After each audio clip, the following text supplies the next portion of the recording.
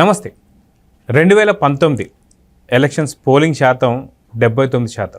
అయితే ఇప్పుడు 2024కి వచ్చేసరికి 1.5% పెరిగిందని చెప్పేసి అంటున్నారు. అయితే పెరిగినటువంటి యొక్క పోలింగ్ శాతాన్ని ఎలా చూడొచ్చు ఏంటి? ఎందుకంటే 2024లో జరిగినటువంటి యొక్క ఇంత జనాదరణ ఏదైతే ఉందో ఇదంతా కూడా ఎటు వెళ్తుంది ఈ పోలింగ్ శాతం అనేది మనతో పాటు సీనియర్ జర్నలిస్ట్ సత్యమూర్తి గారు ఉన్నారు. వారిని అడిగి తెలుసుకుందాం. సార్ నమస్తే. నమస్కారం అండి. సార్, రైల్వే స్టేషన్ చూసినా, బస్ స్టాపులు చూసినా, ఎక్కడ చూసినా సరే కిక్కిరిసిపోయినటువంటి ఒక జనాభాను మనం చూసాం. దాదాపున ఎలక్షన్కి పోలింగ్ డేట్కి మే 13వ తారీఖు అంటే 10వ తారీఖు నుంచే మనం పూర్తిగా జనాదరణ చూస్తూ వస్తున్నాం. అసలు జనాలు కావచ్చు ఇవంతా కూడా. సో పోలింగ్ శాతం కూడా మనం అనుకున్నట్టుగా పెరిగింది. కానీ దాదాపున 85 నుంచి 86 దాకా వెళ్ళొచ్చేమో అనుకున్నది కాస్త 81 అట్లా ఆగింది. సో అదిగాక 1.5% పెరిగినట్టుగా కూడా చెప్తున్నారు. అదిగాక ఎలక్షన్ కమిషన్ కూడా అంటుంది ఇది ఒక రికార్డ్ స్థాయి అని చెప్పేసి మాకు కూడా గుర్తుండిపోతుందని చెప్పేసి. సో పెరిగినటువంటి పోలింగ్ శాతాన్ని కావచ్చు దీన్ని ఎలా చూడొచ్చు అంటారు? ఇది సాధారణంగా ఏంటి అంటే huge turnout, huge voter turnout ఎప్పుడు వస్తుంది అంటే ప్రభుత్వ వ్యతిరేక ఓటు యాక్టివ్గా ఉన్నప్పుడు హ్యూజ్ టర్నౌట్ వస్తుంది. అంటే ఈ ప్రభుత్వాన్ని మనం దించేయాలి అన్నప్పుడు ప్రజలు కసిగా వచ్చి ఓటేస్తారు. ఎలా అంటే మనం ఈ ప్రభుత్వాన్ని మనం ఇంకా దీన్ని కొనసాగించకూడదు, ఈ ప్రభుత్వాన్ని బలంగా దించేయాలి అన్న కృతనిశ్చయం ఉన్నప్పుడే ఓటింగ్ శాతం పెరుగుతుంది. మామూలుగా మనం తెలంగాణలో కూడా పార్లమెంట్ ఎన్నికలు జరిగినాయి కదా, మనం చూసాం. అంటే ఆంధ్రాలో అసెంబ్లీ పార్లమెంటు 2 జరిగినాయి, తెలంగాణలో పార్లమెంట్ ఎన్నికలు జరిగినాయి. తెలంగాణ పార్లమెంటు ఎన్నికలలో మీకు అసలు పర్సంటేజ్ చాలా తక్కువ ఉంది, ఓటు పర్సంటేజ్.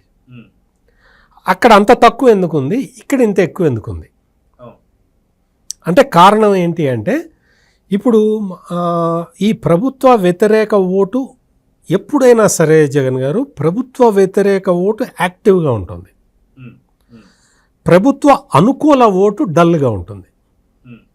ఈ ప్రభుత్వాన్ని కంటిన్యూ చేద్దాము అని అనుకుంటే, అంటే ప్రభుత్వ వ్యతిరేకత లేకపోతే వాడు వచ్చి ఓటేసేంత చొరవ చూపించాడు. కంటిన్యూ అవుతుందిలే అని స్తబ్దుగా ఉండిపోతాడు. ఎప్పుడైతే ప్రభుత్వాన్ని దించేయాలి అన్న కసి వస్తుందో అప్పుడు ఓటర్ టర్న్అవుట్ ఎక్కువ ఉంటుంది. ఇది బేసిక్ ప్రిన్సిపల్. ఇది కాకుండా అంటే దీన్ని ఏ విధంగా చూడొచ్చు అంటే ఇప్పుడు ప్రస్తుత కాలం ఎట్లా ఉంది అంటే ప్రతి పొలిటికల్ పార్టీ కూడా తనకు సంబంధించిన వాళ్ళని తీసుకొని పోలింగ్ బూత్ దాకా తీసుకొచ్చి వాళ్ళు ఓట్లు వేయించుకునే పరిస్థితి కనపడుతున్నది. అంటే ఏ పార్టీ ఓటర్లు ఆ పార్టీకి తెలిసిపోతారు కదా, అందుకని వాళ్ళని తీసుకొచ్చేసి ఓట్లు వేయించేసుకునే ఇది ఈ మధ్యకాలంలో బాగా జరుగుతున్నది. అందువల్ల ఏమవుతుంది అంటే పోలింగ్ పర్సంటేజ్ పెరగటానికి ఆస్కారం ఉంది, కానీ ఎంత ఫెసిలిటేట్ చేసినా కానీ ప్రో గవర్నమెంట్ ఓటు రాదు. ఎవరన్నా వచ్చి తీసుకెళ్తాం అన్నా కానీ మీరు పదండి మేము వస్తున్నాం అంటారు తప్ప వాడు రాడు. ఇప్పుడు ఏంటి అంటే చాలా చోట్ల మనం ఆంధ్రాలో మనం చాలా ఊళ్ళల్లో చూస్తే ఇవి తెలుగుదేశం గ్రామాలు, ఇవి వైసీపీ గ్రామాలు అని డివైడ్ అయిపోయి ఉన్నాయి. డివైడ్ అయిపోయి అంటే మరి డివైడ్ అయిపోయినాయి కదా, ఏ ఊర్లో వాళ్ళు ఆ ఊర్లో ఓట్లు వేసుకుంటారు కదా, ఇంకా మరి కాన్ఫ్లిక్ట్ ఎక్కడుంది అని మీరు అడగచ్చు. ఇక్కడ ఏం జరుగుతుంది అంటే యాంటీ గవర్నమెంట్ ఓటు ఎప్పుడైతే యాక్టివ్గా ఉంటుందో, ఇప్పుడు వైసీపీ గ్రామం ఉందనుకోండి, ఒక గ్రామంలో ఇక్కడ ఒక పోలింగ్ బూత్ ఉందనుకుందాం, ఆ పోలింగ్ బూత్లో 1200 ఓట్లు ఉన్నాయి అనుకుందాం. 1000 ఓట్లు వైసీపీ ఓట్లు ఉన్నా కానీ 200 ఓట్లు తెలుగుదేశం ఓట్లు ఉన్నాయనుకోండి. ఇవన్నీ నేను ఉదాహరణకి చెప్తున్నా. ఈ 200 ఓట్లు యాక్టివ్గా మారటం వల్ల ఆ 1000 ఓట్ల మీద ప్రభావం పడుతూ ఉంటుంది. ఈ 200 ఓట్లు 400, 600, 800 ఓట్లు అయిపోతూ ఉంటాయి అన్నమాట. ఎందుకు అవుతాయి అట్లా అంటే వీడు మోటివేట్ చేస్తూ ఉంటాడు. సో ఆ విధంగా కాన్ఫ్లిక్ట్ వచ్చేస్తుంది అక్కడ. ఈ స్ట్రాంగ్ ఈ 1000 వైసీపీ ఓట్లలో కూడా స్ట్రాంగ్ ఓట్లు 200 ఉంటాయి. ఈ 200 ఓట్లు రెబెల్ అయితే, తిరుగుబాటు చేస్తే ఈ గ్రూప్ క్లాష్ జరుగుతూ ఉంటుంది. ఇది మీరు అందుకనే కొన్ని నియోజకవర్గాల్లో చూస్తే, మీరు టగ్ ఆఫ్ వార్ నియోజకవర్గాల్లో చూస్తే ఈ కాన్ఫ్లిక్ట్ తోటి గొడవలు జరిగినాయి. ఈ గొడవలు ఎక్కడెక్కడ జరిగినాయి, ఉదాహరణకి మీకు చంద్రగిరి నియోజకవర్గం తీసుకుందాం. చంద్రగిరి నియోజకవర్గంలో వైసీపీలో అందరూ లంపెన్ ఎలిమెంట్స్ ఉన్నారు. అంటే వాళ్ళందరూ కూడా రౌడీ బ్యాచ్. ఆ రౌడీ బ్యాచ్ మీద తిరుగుబాటు చేయాలి, ప్రజలు తిరుగుబాటు చేయాలి. ఎట్లా చేస్తారు?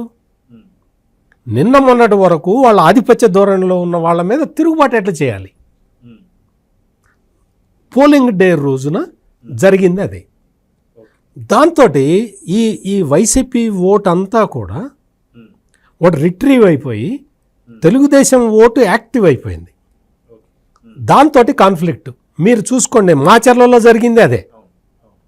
మీకు ఇట్లా చాలా నియోజకవర్గాల్లో ఇదే విధమైన ప్యాటర్న్ జరిగింది. మిగిలిన చోట్ల ఘర్షణలు ఎందుకు జరగలేదు? ప్రతి చోట ఘర్షణ జరిగింది. ప్రతి చోట కూడా ఘర్షణ జరిగింది, అన్ని పోలింగ్ బూతుల్లో. మీకు ఒక తెనాలి నియోజకవర్గంలో ఒక పోలింగ్ బూత్లో MLA, sitting MLA YCP candidate, అతన్ని లైన్లో రమ్మంటే అతను చెంప మీద కొడితే ఓటర్ తిరగబడి కొట్టాడు. అంటే నేను ఈ ఎగ్జాంపుల్స్ మీకు స్పెసిఫిక్ ఎగ్జాంపుల్స్ ఎందుకు చెప్తున్నాను అంటే, ఈ తిరుగుబాటు, ఓటరు తిరుగుబాటు ప్రతి చోట స్పష్టంగా కనిపించింది. అందువల్ల ఈ పెరిగిన ఓట్ల శాతం, ఏదైతే ఓట్ల శాతం పెరిగిందో, ఈ పెరిగిన ఓట్ల శాతం వైసీపీకి వ్యతిరేకంగా ఉంది అని మనం చాలా స్పష్టంగా చెప్పచ్చు. గతంలో ఇదే జరిగింది. మీరు చెప్పిన 2019 అసెంబ్లీ ఎన్నికల్లో అక్కడ హ్యూజ్ టర్న్అవుట్ వచ్చింది. అప్పుడు తెలుగుదేశం పార్టీ ఏమనుకున్నది అంటే, ఇది మా గుడ్ గవర్నెన్స్కి ప్రజలు హర్షం చెప్తున్నారు అని అనుకున్నారు. తీరా చూస్తే అది రివర్స్ అయింది. అప్పుడు మీరు చూడండి, అన్ని చోట్ల సైలెంట్ ఓటు జరిగింది, ఎక్కడ ఘర్షణలు లేవు. మీరు చూసుకోండి, సైలెంట్ ఓటు జరిగింది. అంటే సైలెంట్గా వచ్చి ఓటు వేసిన ప్యాటర్న్ నేను మీకు చెప్పాను.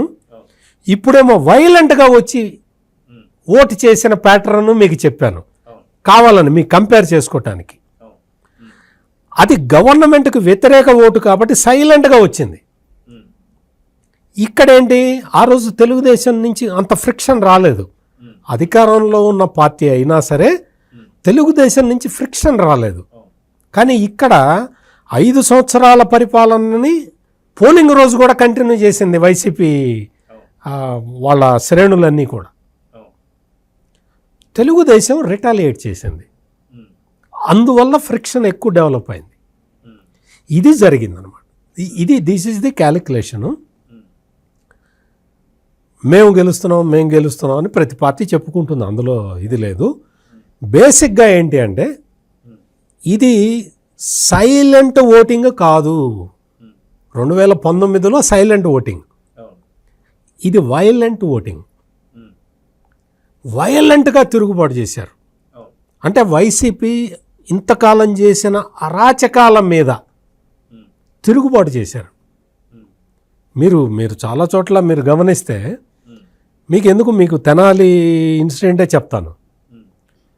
ఎమ్మెల్యే వచ్చి ఒక ఓటర్ని కొడితే, ఆ ఓటరు తిరగబడితే, ఆ ఓటర్ మీద వైసీపీ గూండాలు అటాక్ చేస్తే మీరు క్లియర్ కట్గా చూడండి ఆ విజువల్లో, లైన్లో నుంచి ఒక్కళ్ళు కూడా పక్కకు జరగలేదు. ఆ దెబ్బలు తిన్న వ్యక్తి కూడా మీకు రక్తం కారుతున్నదండి, మిమ్మల్ని హాస్పిటల్కి తీసుకెళ్తామని పోలీసులు అంటే నేను ఓటేసి వచ్చి నేను ఆసుపత్రికి వస్తానండి ఏం చెప్పాడు అతను.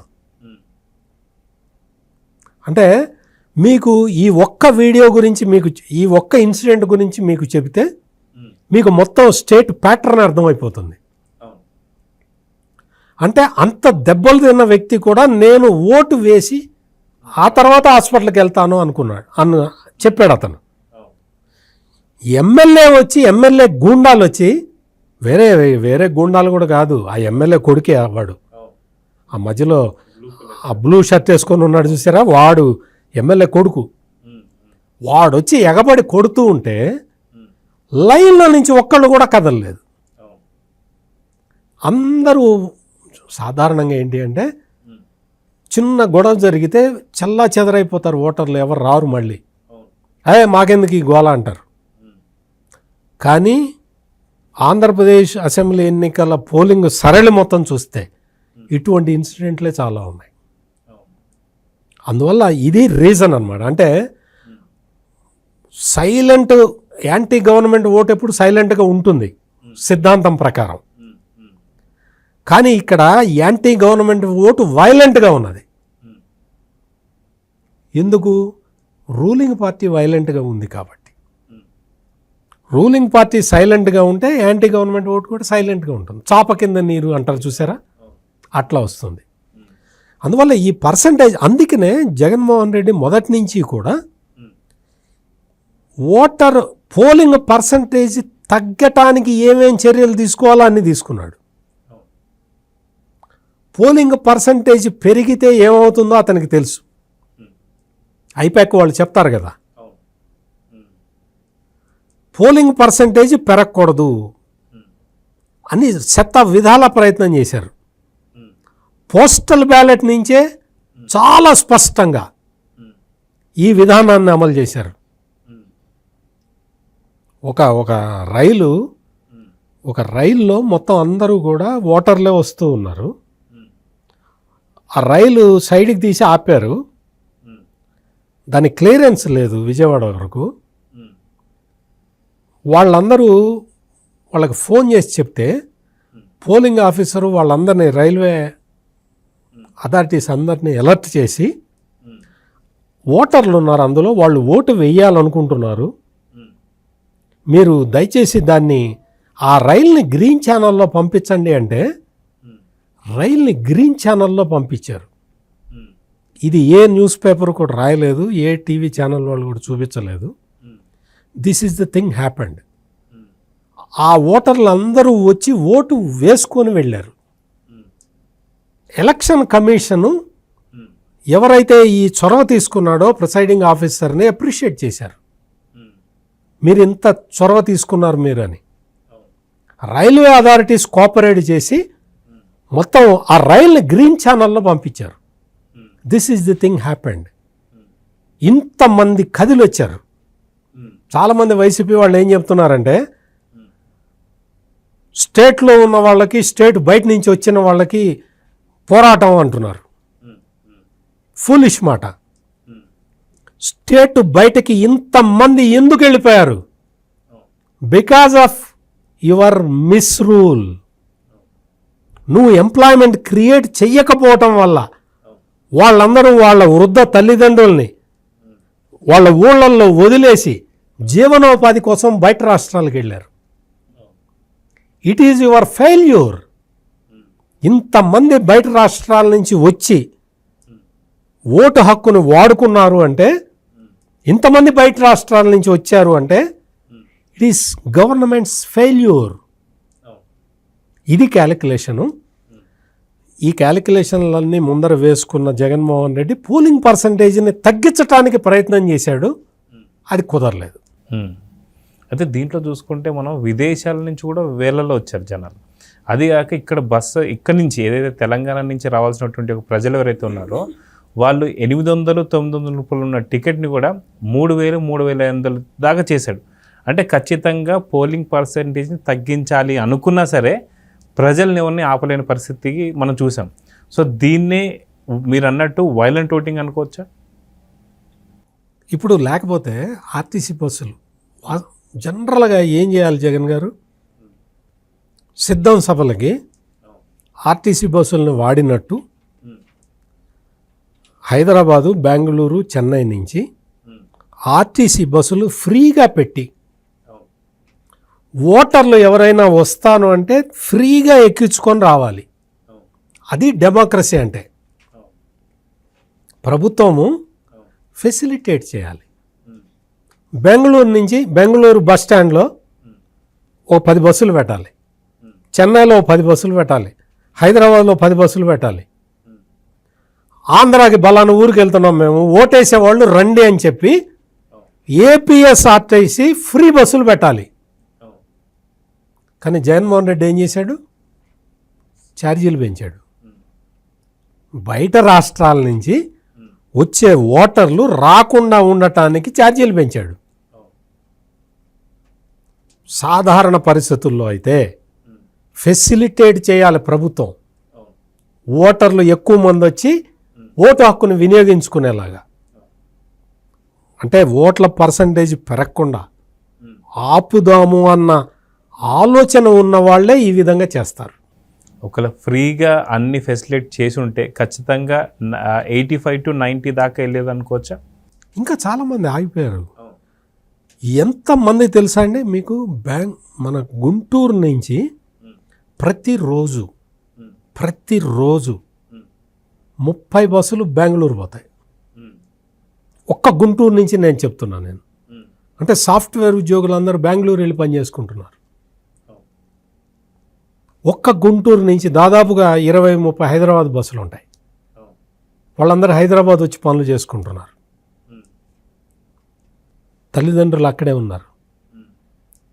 వాళ్ళ మదర్ ల్యాండ్ అది. జీవనోపాధి కోసం బయటికి వెళ్ళారు. వాళ్ళను నువ్వు తెప్పించాల్సిన బాధ్యత నీ మీద లేదా?